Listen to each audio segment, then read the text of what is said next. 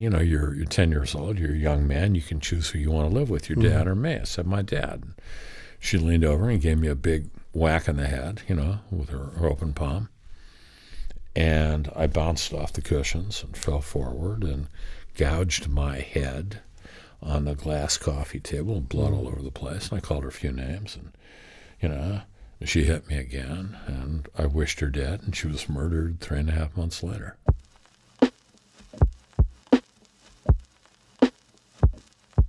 Welcome to Ireland Unfiltered. We're honoured this week to have as our guest one of the great figures of American literature, of world literature, James Ellroy.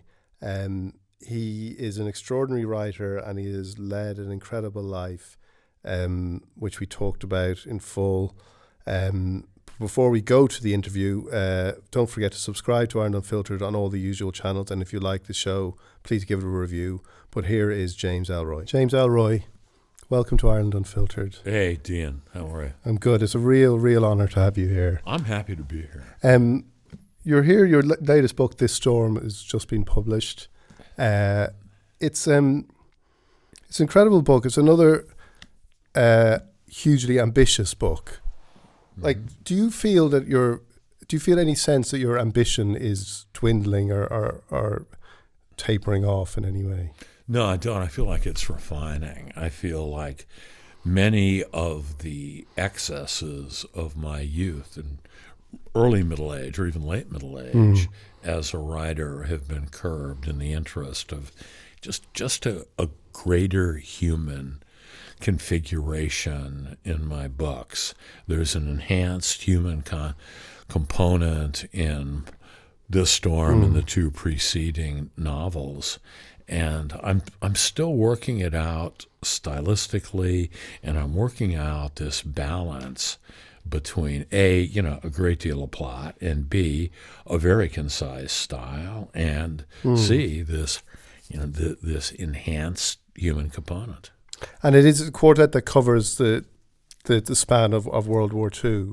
And I saw you say that it's a topic that has an event that fits your literary megalomania.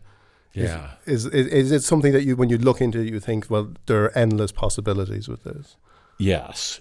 It started with a synoptic flash that I had in the winter of 2008 when I was looking out my southbound window, my lonely bachelor pad, shortly after my divorce, my second divorce, when I was on the watch list of Alimony International.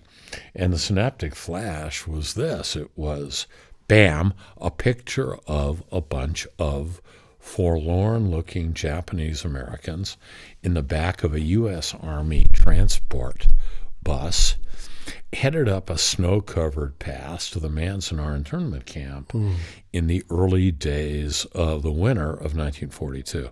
Well, before you knew it, I had conceived the second L.A. quartet, i.e., 4 novels set in L.A. during World War II with the characters from the L.A. quartet and the Underworld USA trilogy, both real life and fictional, in L.A. during World War II as much younger people. Then, half a synaptic beat down the road, there's the idea right there fleshed out. The Japanese-American forensic chemist, Hideo Ishida, William H. Parker, the real-life policeman, Kay Lake, the heroine of The Black Dahlia, and Dudley Smith, the Irish-American villain of the first LA Quartet. Bam. So, hey, who am I to deny inspiration like that?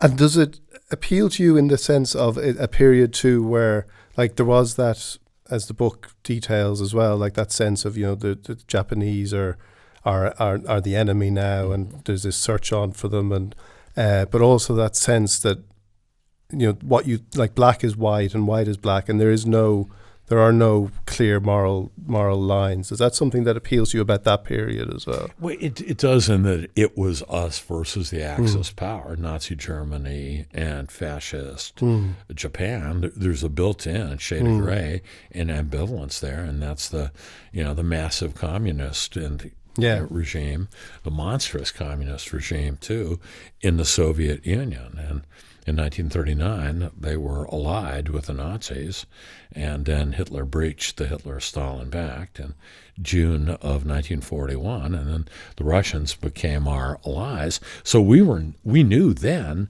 that it was going to be us versus the Russians, once we won this war. And one of the amazing things about World War II, dividing lines aside and ideologies aside, is that we knew we would win the war almost immediately. That we, meaning, the United States, and the overall Allied powers, such as they were then, and really only Britain was in the war at this point. Yeah. We knew that only the United States, once we got in the war, if we got in the war, had the industrial capabilities to see it through to the end. And we were right about that. And what significance do you attach to that? That the U.S. knew they were going to win the war? Well, industrial capability right off the bat. When I look beyond it, it's how crazy were the Nazis and the Imperial Japanese at that time to think that they could get away with this. Yeah. What an unholy alliance this was. And do you find yourself looking at events like that, that thing that people do of looking at the war and wondering where would you have fitted in? What would your role have been? How would you have responded in those kind of emergencies? No. Here's an interesting anecdote, I think. In 1956, when I was 8 years old, I alerted my mother to the fact that I thought that World War II was still going on. It was just that pervasively. Okay. Yeah, in the public consciousness. My mother explained, no, Junior, the war ended 3 years before you were born. Yeah. And I didn't believe her then, and I'm not sure I still do. I mean, I live in my imagination to just that extent. And what did it do for you as an 8-year-old? What did you think that the fact that the war was going on meant? It was all part of the imaginative core of my life. I mean, at 8, I was a very early reader. My dad taught me to read when I was about 3.5, and it was the only precocity I ever evinced as a child. Now, I couldn't tie my shoes or tell time till I was roughly in the 7-year-old range. But man, was I a reading dog. Right. And a fantasist. Yeah. My parents had a big closet filled with Life magazines and stacks and stacks of them. World War II, the prelude to World War II, post-World War II, crime commissions, government investigating committees, the Marshall Plan in Europe, the Blitz in London, all of it. Yeah. And that was you took it all in. Yeah, I took it all in. And then as I got just a little bit older, the whole world. I went through those magazines, all of them, early reader, as I said, and also looking at the pictures. I went through all of them. And was that world always preferable to you to the real world? Like even before, the events, when you were 10 and your mother's death, like was the fictional world or the fantasy world you could enter, the world of solitude, if you like, was that always preferable to you to what you encountered outside? Yeah. I always like to look at people and walk up to dogs and talk to dogs and look out my window at the rain. And I look in windows, maybe there's a naked woman in there. I was peeping windows when I was 9 years old. Right. Yeah. But you weren't, but you were solitary as well. Yeah, I was solitary. Yeah. And was that something that stayed with you? Like what? Because reading about you, like you were drinking you started drinking at an early age, even before, like your mother's death, didn't you? You were no. Well, I had an alcoholic blackout when I was 9 years old. And it's weird. It's a very, very weird story. And there are images from it that are indelibly etched in my brain. I went to see a double feature with my old man. on Hollywood Boulevard, and we had to get out to Santa Monica because my mother and I were going to go see her sister and her family in Madison, Wisconsin. We had to fly Chicago, a night flight. So we saw this double feature. I don't know what the second movie was, but one of the movies was Plunder Road, which is a third-rate film noir with some second-rate actors, and it was about a bunch of low-life thieves who rob a train headed for Fort Knox, steal all the gold bars, and they melt the gold down, and put it on the bumper, the front and back bumpers of an automobile, and then paint it chrome over it to drive it down to Mexico to sell it to some fences down in Mexico. And it goes bad for all of them, and all of them get wasted. So noir fatality at the age of 9. And then my dad walked me down the street and a little bit north on Cherokee Boulevard, and he said to me, he gave me a Coca-Cola and a comic book and a bag of Fritos, and he said, hey, kid, amuse yourself, wait right here on the steps of an apartment building. Well, what I know now is that he was going to see one of his numerous girlfriends, but he just said, I'm going to see somebody. And I put that together later, the girlfriend. And on the other side of these steps, there was half a bottle, yay big, of red wine. And I grabbed it, and I guzzled a bunch of it. And, oh, wow, I'm goofy euphoric. And I went out and started peeping windows. And then, I didn't know it was an alcoholic blackout, but I wake up and I'm in a cab with my dad. And we're going out to Santa Monica. I recognize the street we're on. And then that's that. And then I wake up again from it, and I'm on an airplane with my mother. And I'm dressed in my church suit, my little scratchy brown church suit, a little bow tie and everything. And she's got, a highball there, glass, yay much bourbon left in it, and she's asleep, and I grab it, guzzle it down, and then I head back to the bathroom, and I watch a woman go in one of the stalls back there, one of the compartments, and then I wait, tick, tick, tick, tick, tick, and then I open the door and barge in on her, accidentally on purpose. Right. I'm 9. Yeah. I'm 9. And then she's murdered 6 months later. Your mother. Yeah. So, like, the trauma or whatever was pushing you into those incidents or making you behave like that or things like that was there, presumably, like, before even your mother was murdered. Like, your parents had separated and you were in the middle and you were being asked to choose. You've obviously read my memoir, The Hoover Curse. Yeah. Well, here's what happened on my 10th birthday in March of 58. And parenthetically, a lifetime is a very long deal. Man, I thought there'd be a cessation of consciousness. Right. Okay. At this point. It doesn't go away. No. Really? Yeah, no. You're not getting out of this life alive. And, my mother was half-gassed. Yeah. Sits me down on the couch, and, I'm on her left-hand side, so I'm here, she's there. And she said, well, Sonny, you're 10 years old, you're a young man, you can choose who you want to live with, your dad or me. I said, my dad. She leaned over and gave me a big whack in the head, with her open palm. And I bounced off the cushions and fell forward and gouged my head on the glass coffee table, and blood all over the place. And I called her a few names, and, she hit me again, and I wished her dead, and she was murdered 3.5 months later. Yeah. And why did you want to live with your dad? He was permissive. She was strict. Right. Yeah. I had to go to church and rigorously under her spell, under her command, and not so with my dad. He'd let me stay up late, watch TV, read. And did you look up to him at that stage? Like when you talk about that incident when you've gone to the movies and he's left you, like, was it was he a heroic figure for you at any stage? He was at that point. When Yeah. I was several years older, I started to see through him. Yeah. Yeah, that he was a liar, a bullshitter, and a fabricator of the highest order. Mm. And you said about him that he had a lot of natural gifts and squandered them.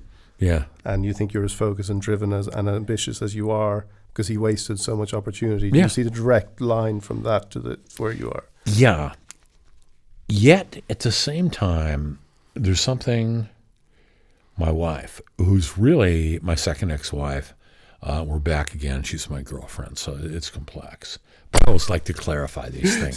So she's your second ex-wife, and now she's your girlfriend. So you're divorced.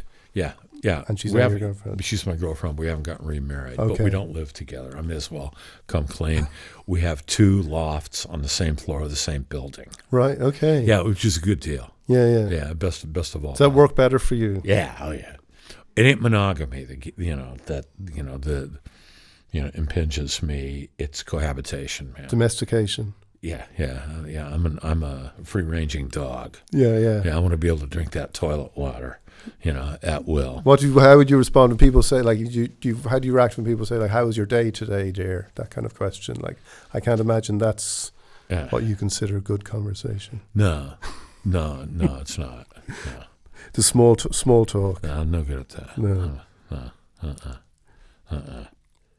Where were we? Your father. Oh yeah, my father. Yeah, I became disillusioned with him. 13 when I was 13, 14. Yeah, years old.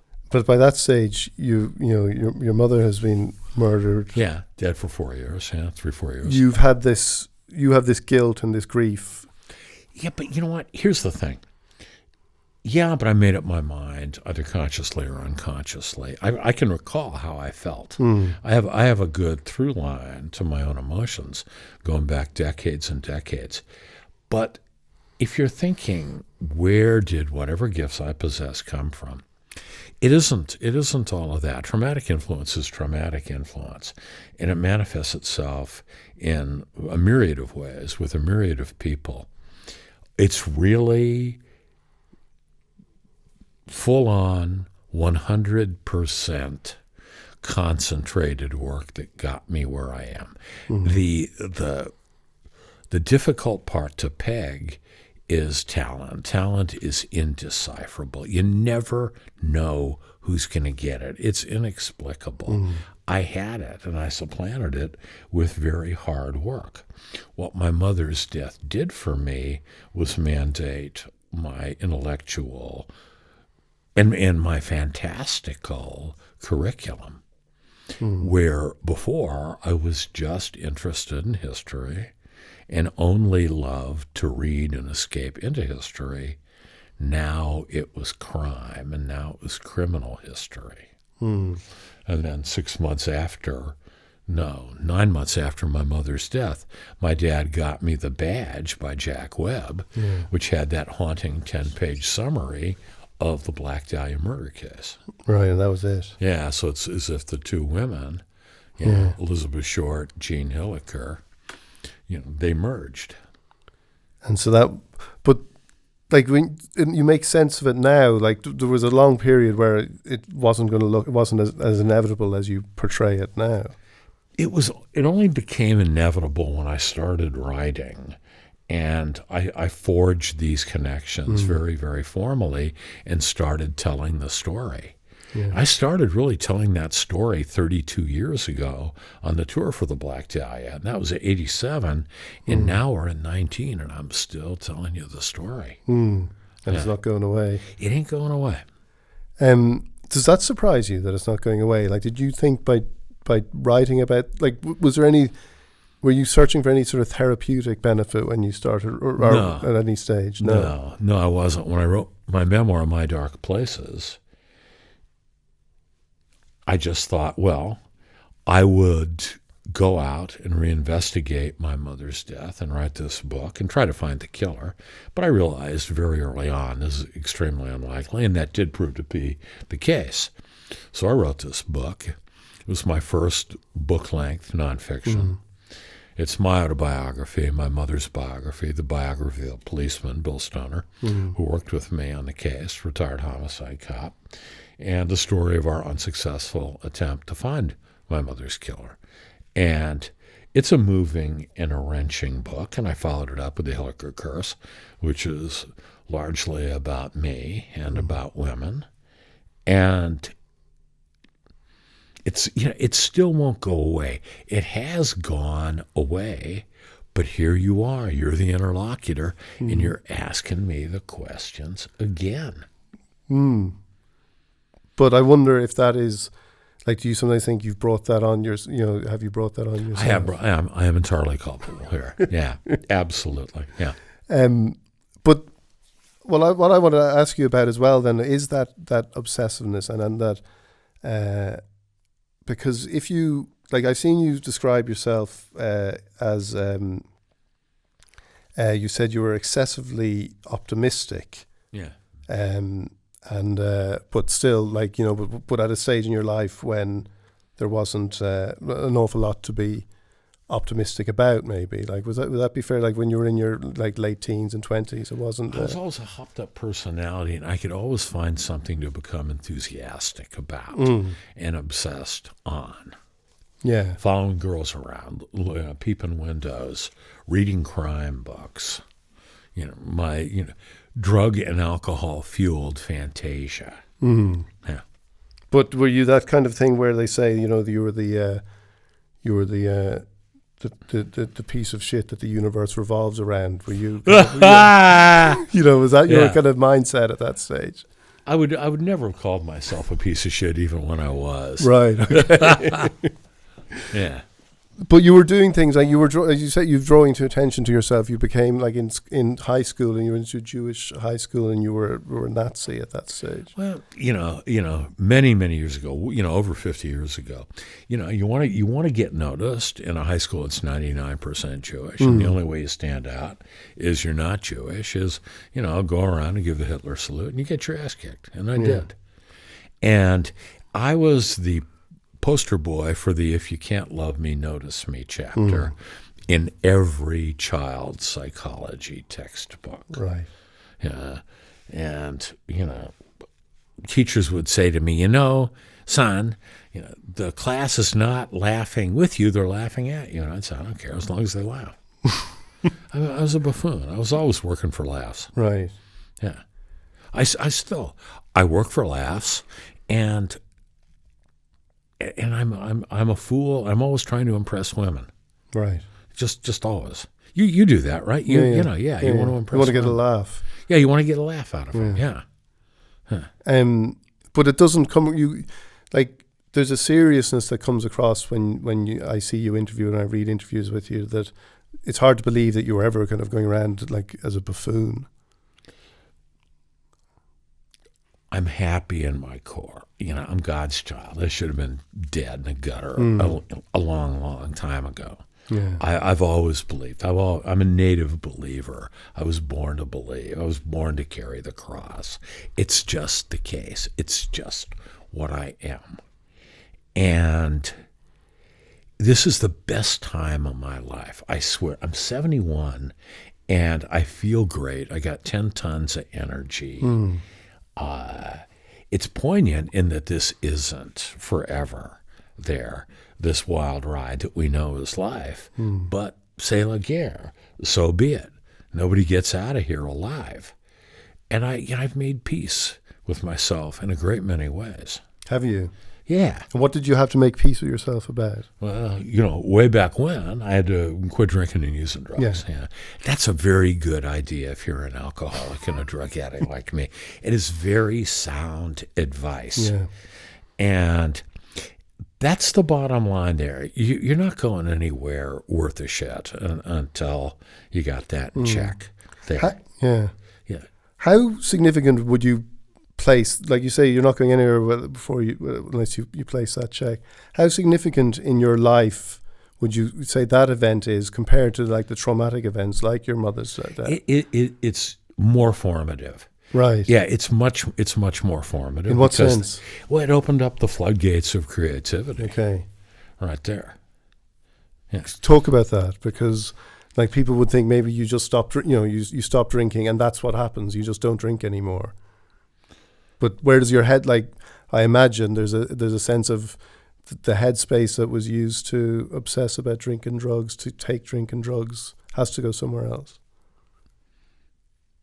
I began to see that I could exert control over my mental energy because I wasn't squandering it on drinking drugs. And I had an idea. It's an idea that became my first novel. Mm-hmm. And I used a great many elements in the idea in my first novel, Brown's Requiem, which I wrote in 79 into 80, and which was published in the fall of 81 there. And it was autobiographical to a large extent. It was some work I had done. I was working as a country club golf caddy at the time. I had spent some time in 68 when I was 20 repossessing cars for a finance company. I love classical music, and I created a car repoing private eye ex-policeman. I've never been a policeman, never been a private eye either, who gets involved with a bunch of country club golf caddies and who loves classical music, and who finds himself at the beginning of this book, which was contemporaneously set, as a recently sober alcoholic, afraid to take the next drink, and staying tenuously sober just on that fear. He knows that drinking has consequences, and he is afraid to take the next drink. And there's a harrowing, you've read the book. Yeah, I'm sure. Yeah. And there's a harrowing scene where Fritz Brown kills a couple of guys, and he's down in Mexico, and he doesn't know what to do, so he starts drinking again. And was that the fear you lived with at that time? No, not specifically that, but it was a fear that I could recall. Right. Yeah. But then when that fear left you then as well, which again must be something that's a liberation in itself too. It was liberating in and of itself. What was amazing about the experience of writing my first novel, though, was that I just had the stuff. I knew how to plot. Yeah. I knew how to interpose exposition and dialogue. I instinctively knew what I was doing. And I had been... The great thing about the novel, in many ways, is that the books that you read are your training. And granted, it's informal training. And there's the inexplicable divine anointing of talent. You never know who's going to get it. It's no respecter of gender, race, age, height, weight, sexual preference, any of this thing, race, color, creed, religion. No, you never can tell who's going to get the gift. And I had it, and it was because I had spent a whole lot of time reading. But you kept working in the country club. Why was it, like, how long, why did you do that? Was there a fear there, or was it you just felt it was necessary at that time? Why did I still keep caddying? Like I was just earning a living. Yeah. Yeah, I wasn't earning a living as a writer. Okay. Yeah. And but how many books were published before you quit working there? 5. Yeah. But I was writing a book a year. I was writing a book in 8 or 9 months then, and not writing the massive books that I write right now. Yeah. So I think I actually wrote up until close to the publication date of I caddied up until close to the publication date of my 6th novel. And then you said that's enough of that. No, I started earning enough money to live on just by writing. And what was caddying like? Clearly, as you said, like there are elements of that life that come into it. But was there an insight into human nature when you're caddying in a California country club, that you're coming across the kind of the 1%, if you like, and people who are have a certain worldview. Was that informative for what you were writing as well? Well, I'd never been around affluent people before. Yeah. That's true. But I caddied 2 country clubs in Los Angeles, Hillcrest, very, very ritzy Jewish country club. A lot of old guys in the movie business, a lot of old captains of industry, and then a Gentile country club, Bel Air Country Club. It was younger and hipper, and a lot of film biz and TV people there. And I was actually working at Bel Air when I got sober, and yeah, it was an education in the diverse range of human beings. And was the work always the thing for you? Did you ever think at that stage, once you got sober, that there may be a kind of a life where I can moderate my obsessiveness? Or did you ever consider that? Did you ever think? I never thought about it once I started writing books and selling them. Yeah. I just wanted to write more books. I mean, I wanted to write bigger books, better books, richer books, deeper books. And I wanted to get to historical books, which I did pretty fast. And I wanted to earn a living at it. But you didn't think, did you, because I'm interested in what you said at the beginning about, the work and how you work. And I just noticed that there's never, I just wondered if there's ever any sense of, well, I've done enough now. Or was when things started becoming successful for you, was there any temptation to say, well, maybe I can relax, maybe I can be less obsessive about how I go about things? Maybe I don't have to live in a loft of my own. No, I wanted to write. Books became the obsession, the all-consuming obsession, and it was my way to relive history and rewrite it to my own specs. And why was that important? Well, I love doing it. I love doing it. And I have to assert in this lifetime. I want my name on something, great, that's mine. I want to be great. I want to write great books. And I want to live these varied lives of history. I want to be one of the assassins of John F. Kennedy. I want to invade the Bay of Pigs in April 1961 under the behest of John F. Kennedy and the CIA. I want to solve the Black Dahlia murder case there. All of it. I want to be the guy who writes the book, and I want to be the guy who's actually having the adventures that the books describe. And so no wonder then, that's a world that is exciting. The real world then must be a disappointment sometimes. Well, I go out in the world a lot. I mean, I flew Saturday evening. I flew from Denver to London, and I was knackered, and jet lag was okay that day. It sucks you in. And I did a bunch of interviews in London on Monday and did a big event. And then Tuesday was Manchester, and yesterday was Glasgow, and it's Thursday today, right? It's kind of a blur. Okay, I'm in Dublin, Ireland right now, and I'm going to Cardiff, Wales tomorrow morning. And you flew Ryanair. Oh, shit, man. I flew Ryanair. I don't want to fly Ryanair again. I know it's got a bad reputation in Ireland. So it was your first experience? Well, I think so. I think I had another. It might have been a cheapo Aer Lingus flight. But Aer Lingus was like a private airplane compared to So when you say Ryanair was a bit too much reality, what did T.S. Eliot line? We can only bear so much reality. Ryanair is too much. Yeah, that's exactly what it was. Yeah. It's just too much. But because the image people have of you is this austere person who locks away. You've said you don't have a cell phone. I don't have a cell phone or a computer. You don't, all those things. But you don't watch television. I do. I watch TV. I watch some crime shows on TV. But do you watch them at home, or do you go somewhere? I go over to Helen's place. Right, Helen, I don't have a TV. Helen's got the TV. She's got one across the road. I can't even turn the TV on. It's so complex. Let alone do all this shit like streaming. Yeah. And so, what do you watch? What do you like? Do you watch things like The Wire and stuff? I didn't like The Wire. I thought The Wire was hokey. I only watched 5 or 6 episodes of it. What did I like? I like the Danish version of The Killing. Oh, yeah. In Danish. Okay, yeah. With a woman cop, Yeah. played by Sophie Grabel. It wasn't perfect. I love the police stuff and the way they put the murder together. But it was 20-odd episodes with one crime in one season. So it's a 24-hour continuous drama.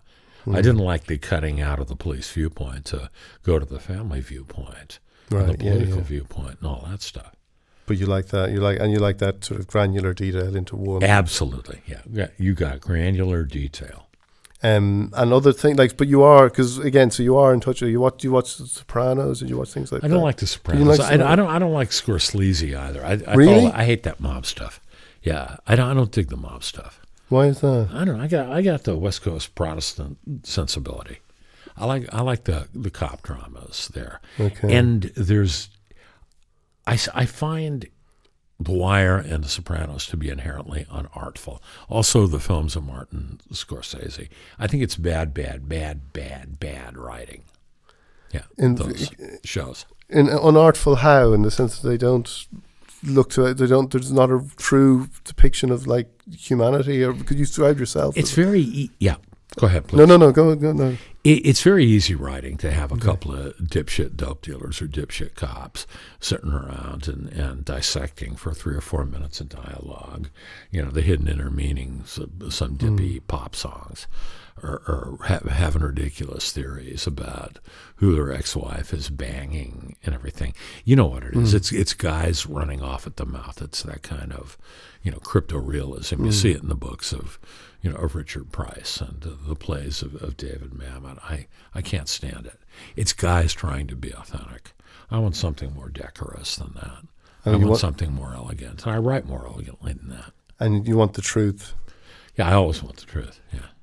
And is that something that you like? You talk about God and being a child, God's child. Like, tell me about that. How that has evolved over the years, or was it something you always had? I'm a Christian. Yeah, and I've always had it, and it's my attendance in church comes and it goes, it fluctuates. The faith is always there. The prayers are always there. The knowledge that it's real and it's happening, it's ongoing, is always there. And is that, you said, if somebody if you're still an atheist when you get to my age, you don't know shit. Yeah, absolutely. Explain that to me, because I'd like, it's somebody who's kind of thinks, I would love the kind of the comfort of faith. Is that what it is, or is that the wrong end of the stick? I read something once.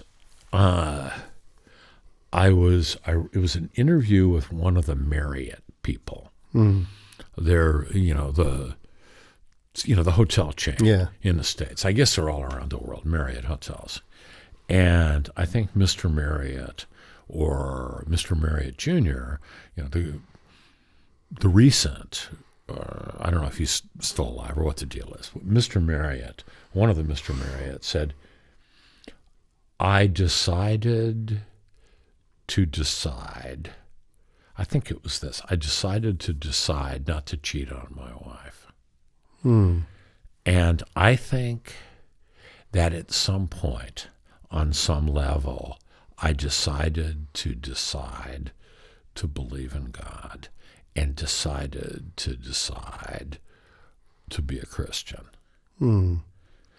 Everybody has doubts about the solvency of faith and the validity of religious texts and God's very existence. But I feel it. It's instinct. And on some point, I think I just decided to believe. And as much as people say, there's things that happen in the world, and they say, I can't believe if a God exists, why would these things happen? Do you find that when you are in, because you said you've been in you've personally felt God in the room, are you talking about like Beethoven, things like that, where you hear some music or something that actually you think has to come from a spiritual dimension? I'll tell you something. And it's the second time on this book tour that I've laid this out. I laid it out to an interviewer from the Financial Times, a British man. And here you go. When Helen and I were divorced, she got custody of our bull terrier, Margaret. Margaret lived to a ripe old age and then passed away. We'll see her on the other side. So Helen called to tell me the sad news. She was living in Denver then. I was living in L.A. that Margaret had passed.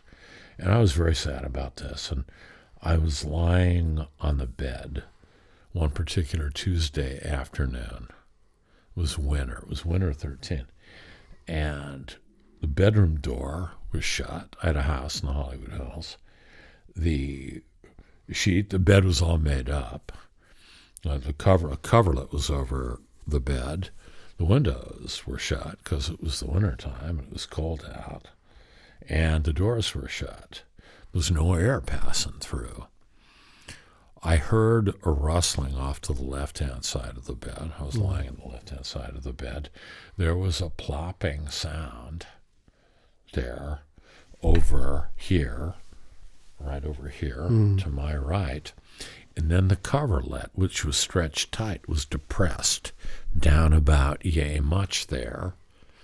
And then there was a boom, boom, boom like that, something like a scurrying across the coverlet, and a clump down on the floor. And I think it was Margaret saying, "Hey, Dad, goodbye. You were kind of a dipshit, Dad. I always liked Mom more than you, but hey, let it ride." Yeah. Yeah, I believe that. Can I prove it? No, I can't prove it. Would most people think I'm nuts for saying that? Oh, yeah, sure. So what? Who cares? Kiss my ass.